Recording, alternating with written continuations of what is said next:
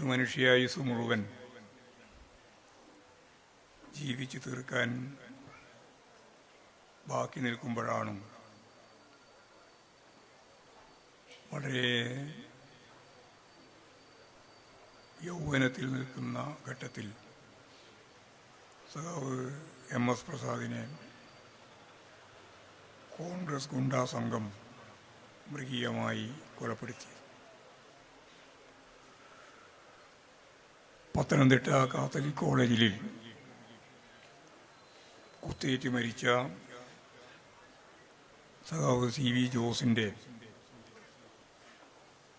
ആ കൊലക്കേസിലെ ഒന്നാമത്തെ സാക്ഷിയായിരുന്നു സഖാവ് എം.എസ്. പ്രസാദ്.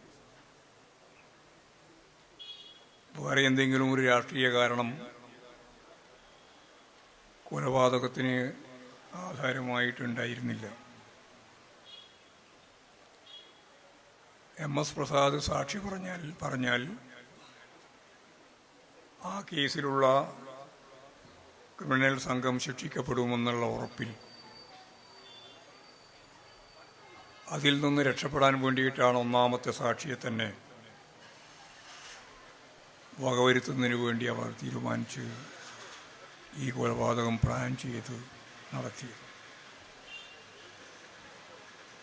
ഇവിടെ ശിവപ്രസാദ് പറഞ്ഞതുപോലെ നിരവധിയായ SFI പ്രവർത്തകർക്ക് ക്യാമ്പസുകളിൽ ഇതുപോലെ സ്വന്തം ജീവിതം തന്നെ സമർപ്പിക്കേണ്ടി വന്നിട്ടുണ്ട്. നമ്മൾ സാധാരണ നിലയിൽ അനുസ്മരണ സമ്മേളനങ്ങളിൽ പ്രത്യേകിച്ച് രക്തസാക്ഷികളുടെ സ്മരണ പുതുക്കുമ്പോൾ ആവർത്തിച്ച് പറഞ്ഞുകൊണ്ടിരിക്കുന്ന ഒരു കാര്യം രക്തസാക്ഷികൾക്ക് മരണമില്ല എന്നതാണ്.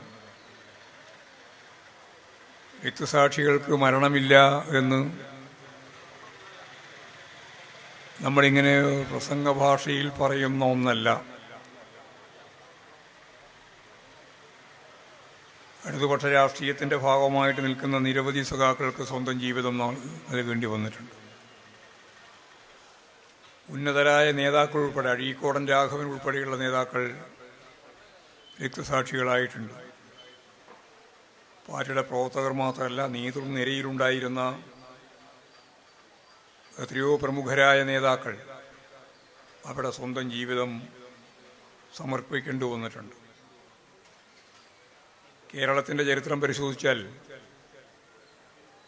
രക്തസാക്ഷിത്വം ആരംഭിക്കുന്നത് കേരളത്തിൽ കമ്മ്യൂണിസ്റ്റ് പ്രസ്ഥാനവുമായിട്ട് ബന്ധപ്പെട്ട് പരിശോധിച്ചാൽ കാണാൻ കഴിയുകയാണ്.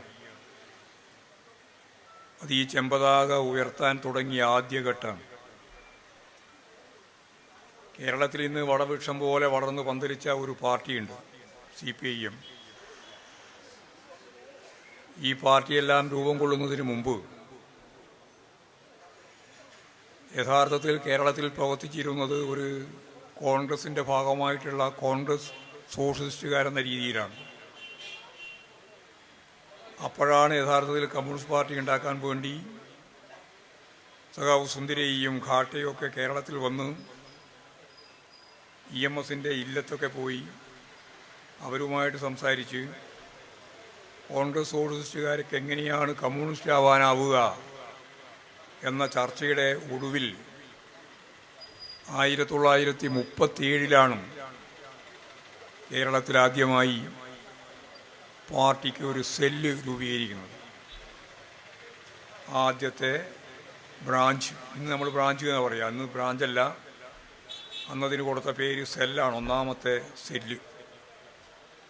അത് കോഴിക്കോട് അങ്ങാടിയിലെ ഒരു പച്ചക്കറി പീടികൻ്റെ മേലെ 4 ആളുകൾ കേരളത്തിൽ നിന്നും ഒരാൾ പുറത്തു നിന്നും അങ്ങനെ 5 ആളുകൾ പങ്കെടുത്ത ആദ്യത്തെ സെല്ല രൂപീകരിച്ചത്. അറിയോ ആരൊക്കെയാണ് പങ്കെടുത്തതെന്നും?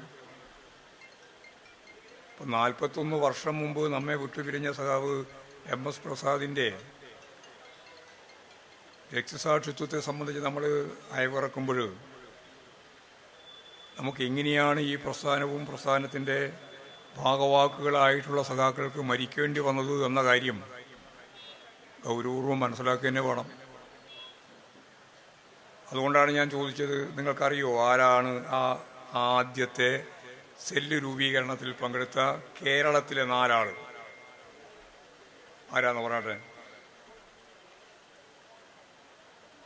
ഞാൻ സ്ഥലം പറഞ്ഞു, കോഴിക്കോട് അങ്ങാടിയിലാണെന്നും പറഞ്ഞു, കൊല്ലവും പറഞ്ഞു 1937 ഇതൊന്നും മറന്നു പോകാൻ പാടില്ല. ഞാൻ ചോദിക്കും ഇടക്ക്. ഇവിടെ വന്നിരുന്ന് യോഗം ചേർന്ന് പോകാൻ മാത്രമല്ല, അങ്ങനെയാണ് നമ്മൾ സാധാരണ ഒരു പരിപാടി. പറഞ്ഞ മനസ്സിലായില്ലേ? ആരൊക്കെയാ? ആർക്കും അറിയില്ല. അറിയാം? നിങ്ങൾ പറ, ആരാന്ന് പറ.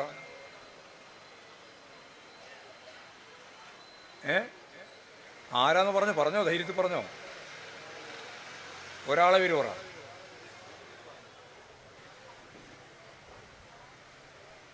കൃഷ്ണപിള്ള പറഞ്ഞ ശരിയാണ്.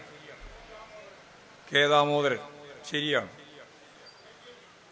AKG ഇല്ല, വെറുതെ AKGനെ പിടിച്ച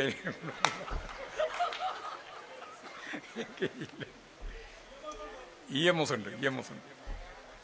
കേളപ്പനൊന്നുമില്ല. അപ്പോൾ ഇനി നമുക്ക് ആരെ തീരുമാനിക്കാം, ആരൊക്കെയാണെന്നുള്ളത് തീരുമാനിക്കാം. 1 കൃഷ്ണപിള്ള, 2 EMS, 3 നിങ്ങളിവിടെ ആരും പറയാതൊരു പേരാണ് NC ശേഖർ, 4 കെ ദാമോദരൻ.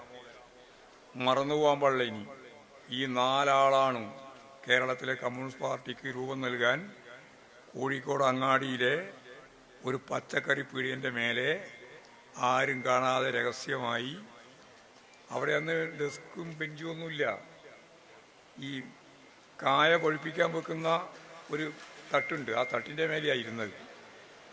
മനസ്സിലായില്ലേ?